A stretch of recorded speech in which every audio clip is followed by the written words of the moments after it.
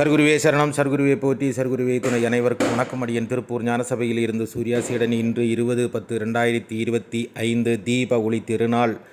இன்றைய நாள் அருள்மிகு சர்க்குரு பகவான் ஞானசபையில் அன்னதானம் நடந்தேறியது. இந்த தீப ஒளி திருநாளில் திரையில் தெரியும் இந்த புனித தாயின் நினைவு நாளாக கொண்டாடப்படுகிறது. இவர்கள் வாழ்ந்திருந்த காலத்தில் தொண்டு செய்து வாழ்ந்திருந்ததால் தங்கள் பிள்ளைகளால் இன்றைய நாளை புனித நாளாக மாற்றி அவர்கள் ஏழை எளிய மக்களுக்கு உணவு கொடுத்து மகிழ்ந்தார்கள். இறைவனுக்கு கோடானு கோடி நன்றிகள். இந்த குடும்பத்துக்கும் நன்றிகளை தெரிவித்துக் கொள்கிறோம்.